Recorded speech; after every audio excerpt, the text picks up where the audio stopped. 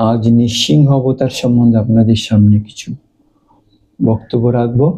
শ্রী শ্রী বিষ্ণুর চতুর্থ অবতার উগ্রং বীরং মহাবিষ্ণু জ্বলন্তম সর্বতোমুখম নৃসিংহম বিষ্ণুম ভদ্রম বৃতমিত্রম নমাম্যহম। সর্বদিক প্রজ্বলনকারী উগ্র বীর মহাবিষ্ণু, যিনি মৃত্যুস্বরূপ সে ভীষণ ভদ্র নৃসিংহদেবকে প্রণাম জানায়। শাস্ত্র অনুসারে বৈশাখ শুক্ল চতুর্দশী তিথিতে ধরিত্রীর বুক থেকে পাপাচার দূর করতে পরমাত্মা ভগবান শ্রী শ্রী বিষ্ণুর চতুর্থ অবতার নৃসিংহদেব আবির্ভূত হন। সেই কারণে এই দিনটি নৃসিংহ জয়ন্তী বা নৃসিংহ চতুর্দশী হিসেবে পালিত হয়। নৃসিংহ মূর্তির কল্পনা বিভিন্ন রূপে এবং প্রেক্ষাপটে দেখা যায়। তিনি সাধারণত মানব সিংহ রূপে চিহ্নিত হন, যেখানে তার শরীর মানুষের মতো এবং মাথা, মুখ, নখ সিংহের মতো। মৎস্য পুরাণ অনুযায়ী নৃসিংহ অষ্টভুজ হলেও অগ্নিপুরাণ অনুযায়ী তিনি চতুর্ভুজ। হিরণ্যকশিপুর কথাটা কিছু বলি। পুরাকালে শ্রী লক্ষ্মীনারায়ণের দর্শনের জন্য একবার ব্রহ্মার মানসপুত্র চতুর্সেন বৈকুণ্ঠধামে এসে হাজির হয়ে দেখলেন দাঁড়ির ভূমিকায় দাঁড়িয়ে আছেন জয় আর বিজয়। দ্বাররক্ষীদের কাছে বাধা পেয়ে চতুর্সেন অভিশাপ দিলেন, তোদের অসুর বংশে জন্ম হবে এবং 3 জন্মে সাপ মুক্ত হয়ে আবার বৈকুণ্ঠে ফিরে আসতে পারবি। সত্যযুগে সেই দ্বাররক্ষী জয় বিজয় দিতির পুত্র হয়ে হিরণাক্ষ হিরণ্যকশিপু নামে জন্ম লাভ করলেন। বরাহরূপী শ্রী বিষ্ণু হিরণ্যাক্ষকে হত্যা করলে হিরণ্যকশিপু অত্যন্ত ক্রুদ্ধ হয়ে ঠিক করেন যে সে ভ্রাতা হত্যার প্রতিশোধ নেবে। নিজেকে অজেয় অমর করার অভিলাষে হিরণ্যকশিপু ব্রহ্মার উদ্দেশ্যে মন্দার পর্বতের উপত্যকায় পায়ের আঙ্গুলের উপর ভর দিয়ে দাঁড়িয়ে অনাহারে অত্যন্ত কঠোর তপস্যায় রত হলেন। সুদীর্ঘ 36,025 বছর 36,025 বছর তপস্যার পর সৃষ্টিকর্তা ব্রহ্মা তাকে অবশেষে দর্শন দিলেন। ব্রহ্মা তাকে অমরত্ব ছাড়া যা খুশি বর চাইতে বললেন। তখন হিরণ্যকশিপু তৎক্ষণাৎ অমরত্বর কথাটি বাদ দিয়ে বর চাইলেন। ব্রহ্মার থেকে হিরণ্যকশিপু এমন বর পেয়েছিলেন যে তাকে কোনো মানুষ বা পশু বধ করতে পারবে না। তাকে রাতে বধ করা যাবে না, দিনে বধ করা যাবে না, ঘরের ভিতরে বা বাইরে তার মৃত্যু হবে না, তার মৃত্যু মাটিতেও হবে না, আকাশেও হবে না।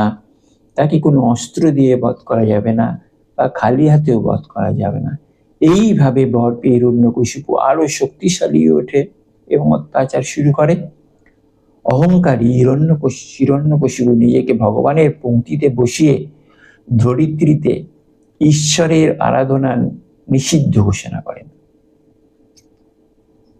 তার অত্যাচারে স্বর্গমত্ত ভীত হয়ে ওঠেন। এরপরে আসলে প্রহ্লাদের কথা। হিরণ্যকশিপু যখন মন্দার পর্বতে তপস্যা করছিল, তখন ইন্দ্র অনন্য দেবতাগণ তার প্রাসাদ আক্রমণ করে। দেবর্ষি নারদ তখন হিরণ্যকশিপুর গর্ভবতী স্ত্রী কয়াধুকে রক্ষা করে নিজের আশ্রমে নিয়ে যান। মানে হিরণ্যকশিপুর স্ত্রীর নাম ছিল কয়াধুকে রক্ষা করে নিজের আশ্রমে নিয়ে যান। সেখানে ইচ্ছা প্রসবিনী কয়াধু প্রহ্লাদ নামে একটি পুত্র সন্তানের জন্ম দেন। দেবর্ষি নারদের প্রভাব ও পরিচর্যায় শিশু প্রহ্লাদ হয়ে ওঠেন পরম বিষ্ণু ভক্ত।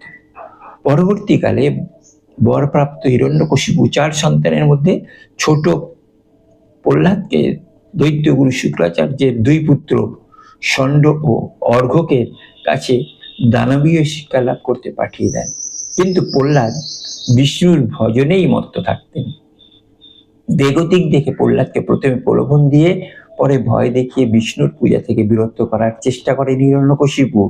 কিছুতেই পুত্র প্রহ্লাদকে থামাতে না পেরে শেষ পর্যন্ত তাকে হত্যা করার সিদ্ধান্ত নেন। হিরণ্যকশিপু নানানভাবে তাকে বাধা দেওয়ার চেষ্টা করলেও বিষ্ণুর কৃপা প্রহ্লাদ রক্ষা পান প্রতিবারই। তার বোন হোলিকাকে দিয়ে প্রহ্লাদকে আগুনে ভস্মীভূত করার চেষ্টাও বিষ্ণুর কৃপায় ব্যর্থ হয়। এরপরে হলো সকল চেষ্টা ব্যর্থ হওয়ার পরে হিরণ্যকশিপু ক্রুদ্ধ হয়ে পুত্রকে বললেন, ওরে পাপিষ্ঠ, তুই কি জানিস এই ত্রিভুবনে আমি সকলের পরমেশ্বর? তোর মৃত্যু অনিবার্য। দেখি তোর বিষ্ণু তোকে কিভাবে বাঁচায়। যদি সবেতেই তার অবস্থান থাকে তাহলে এই পাথরের স্তম্ভে তাকে দেখছি না কেন?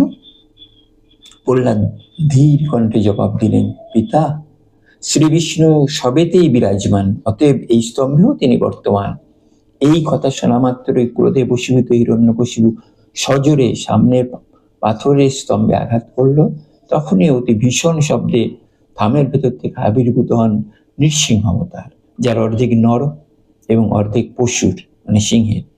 তার ভয়ানক দুটি চোখ ফুটে বেরোচ্ছে আগুনের মতো রাগ, তীক্ষ্ণ দাঁতের শাড়ি, তার অতি ভয়ঙ্কর সেই মূর্তি।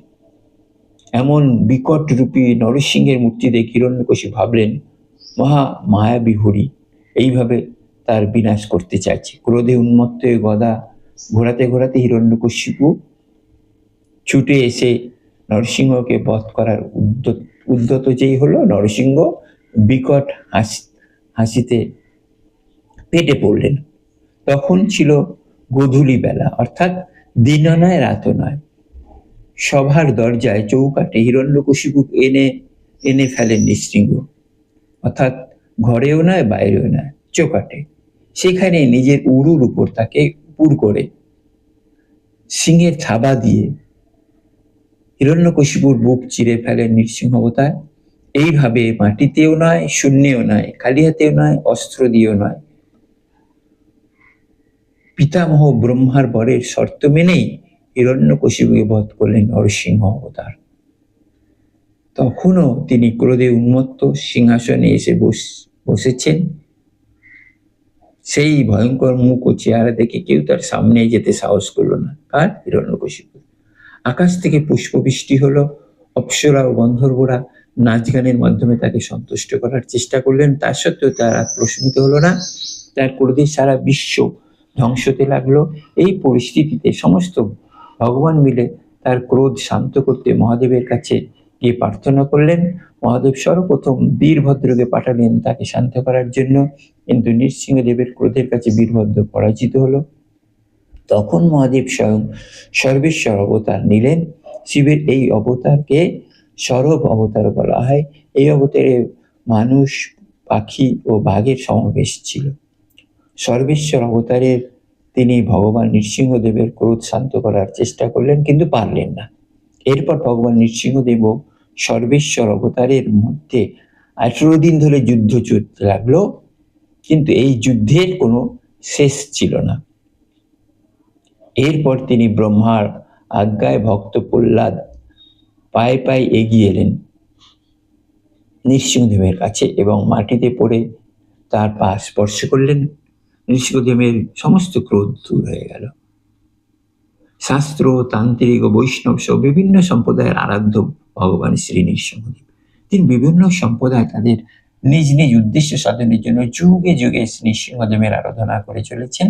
দক্ষিণ ভারতে নৃসিংহদেবের পূজার বিশেষ প্রচলন দেখা যায়। ভক্তদের বিশ্বাস অনুযায়ী নৃসিংহদেব তার ভক্তদের চরম বিপদের সময় রক্ষা করেন। এটি কিংবদন্তিতে ধরা রয়েছে এমনই এক কাহিনী। এক কাপালিক দেবী কালীর কাছে আদি শঙ্করকে বলি দিতে গেলে নৃসিংহদেব তাকে রক্ষা করেছিলেন। তারপরই আদি শঙ্কর তার প্রসিদ্ধ লক্ষ্মী নরসিংহ স্তোত্রটি রচনা করেন। শ্রী শ্রী নরসিংহ সম্পর্কিত এই গল্পটি আপনাদের কেমন লাগলো আপনারা কমেন্ট বক্সে জানাবেন এবং আমাকে প্রচুর লাইক শেয়ার করবেন এবং সাবস্ক্রাইব করতে ভুলবেন না। আপনারা আজকে নৃসিংহদেবের যে চতুর্দশী আপনারা সুন্দরভাবে পালন করুন। ভাগবত পাঠ, গীতা পাঠ, নৃসিংহ স্তোত্রের মাধ্যমে এবং পূজার মাধ্যমে দিনটা খুব সুন্দরভাবে কাটান। সকলেই ভালো থাকবেন। নমস্কার।